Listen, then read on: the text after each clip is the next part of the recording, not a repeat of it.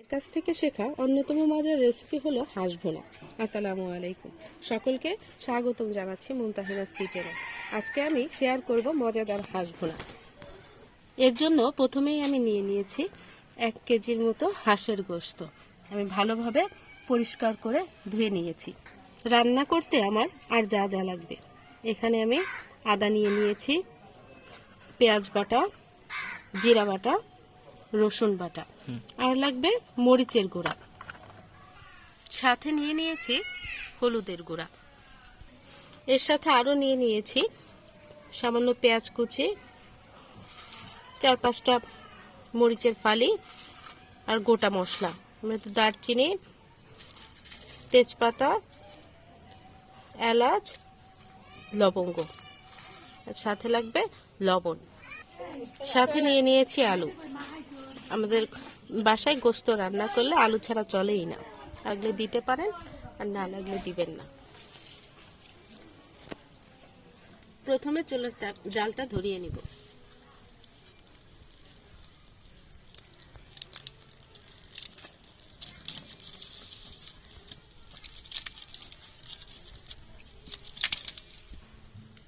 এরপর আমি চুলায় কড়াইটা বসিয়ে আসলে প্রথমে আমি সাদা তেল দিয়ে দেব। আমি আমার প্রয়োজন মতো তেল নিয়ে নিচ্ছি।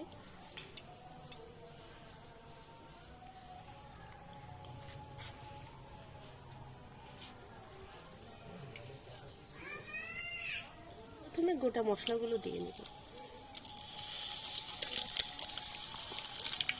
তারপর ফালি করা পেঁয়াজগুলো দিয়ে দেব।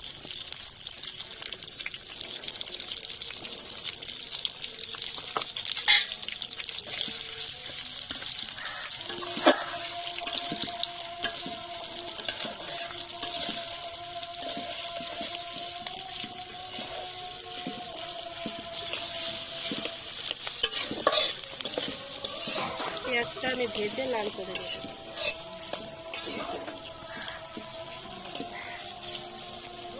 পেঁয়াজটা বাদামি কালার করে ভেজে নিয়েছি। এখন আমি বাটা মশলাগুলো দিয়ে দেব। প্রথমে আমি দিয়ে দিচ্ছি পেঁয়াজ বাটা, এরপরে রসুন বাটা দিয়ে, আর সাথে দেব আদা বাটা।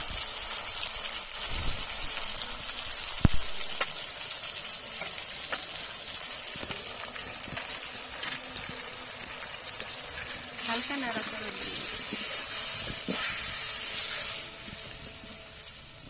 এখন দিয়ে দেব জিরা বাটা। এখন দেব পরিমাণ মতো মরিচের গুঁড়া, আরো দেব হলুদের গুঁড়া, আর পরিমাণ মতো নুন দিয়ে নেব।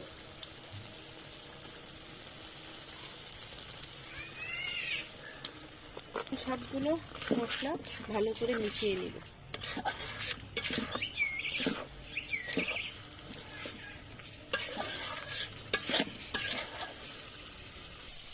এখন ভালো করে মশলাটা কষিয়ে নেব।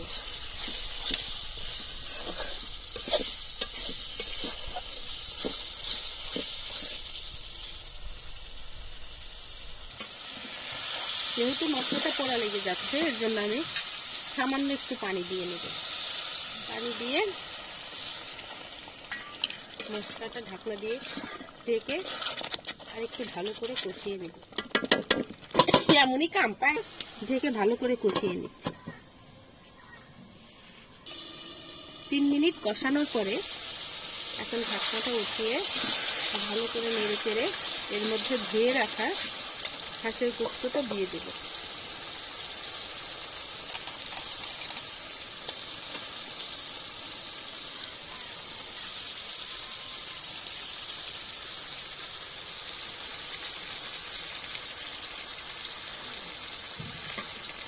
সেটা আমি দিয়ে দিয়েছি। এখন আমি ভালো করে নেড়ে চেড়ে দেব।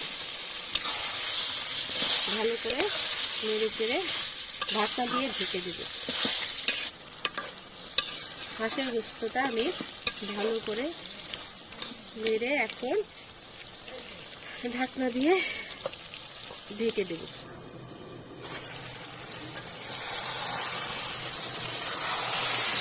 হালকা পোড়া লেগে গেছে, এর জন্য এর মধ্যে আমি সামান্য পানি দিয়ে নেব।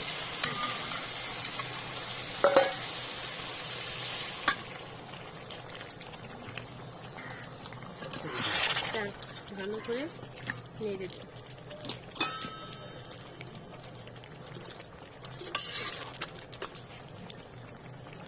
সুন্দর একটা ফ্লেভারের জন্য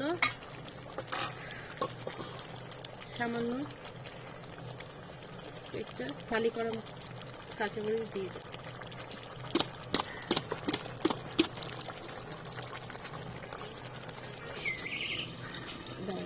এবার ঢাকনাটা উঠিয়ে আমি দেখে নিই আমার রান্নাটা কত দূর হলো। কম বেশি আমরা সকলেই হাঁসের গোস্ত রান্না করে থাকি, কিন্তু এই রান্নাটাকে আরও বেশি মজাদার এবং লোভনীয় করার জন্য আমি ছোট্ট একটা টিপস শেয়ার করব, যা আমি শিখেছি সম্পূর্ণ আমার মায়ের কাছ থেকে। তা হলো এই হাঁসের গোস্ত ভোনার মধ্যে নারিকেলের দুধ ব্যবহার করা, যা আমি আগে থেকেই নারিকেলের দুধটা বেটে রেখেছিলাম। এখন এই নারিকেলের দুধটা ভালো করে গোস্তের সঙ্গে মিশিয়ে নেব। তারপর আমি ভালো করে নেড়ে চেড়ে আবারও কিছুক্ষণের জন্য গোস্তটাকে সেদ্ধ হতে দেব। গোস্তটা প্রায় সিদ্ধ হয়ে এসেছে। আমি ভালো করে আর একটু নেড়ে চেড়ে এর মধ্যে কেটে রাখা আলুগুলো দিয়ে দিই। আমাদের বাসায় গোস্ত রান্না করলে আলু ছাড়া চলেই না, আলুটা সবারই পছন্দ। এর জন্য বাসায় গোস্ত রান্না করলে আলু সবসময় দিয়েছে।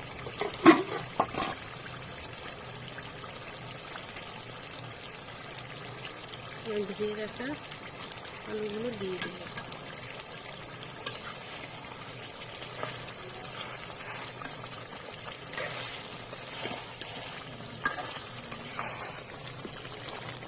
আলুগুলো দিয়ে ভালো করে নেড়ে চেড়ে দিচ্ছি।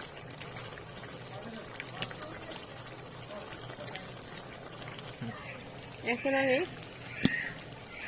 আলুটা সেদ্ধ করার জন্য অল্প একটু পানি দিয়ে দেব, ঝোলের পানি দিয়ে দিচ্ছি। এই ঝোলের পানিটা টেনে আসলেই আমি চুলা থেকে হাঁসটা নামিয়ে নেব। রান্নাটা শেষ হয়ে গেছে আমার, এখন আমি চুলা থেকে নামিয়ে নেব।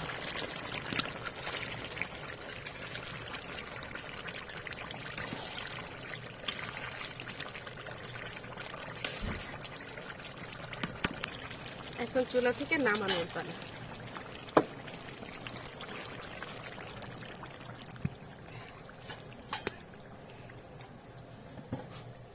আর আমার এই রান্নাটা যদি আপনাদের ভালো লেগে থাকে তাহলে অবশ্যই ইউটিউব থেকে দেখলে আমার চ্যানেলটিকে সাবস্ক্রাইব করবেন এবং ফেসবুক পেজ থেকে দেখলে লাইক, কমেন্ট এবং শেয়ার করে সকলেই আমার পাশে থাকবেন।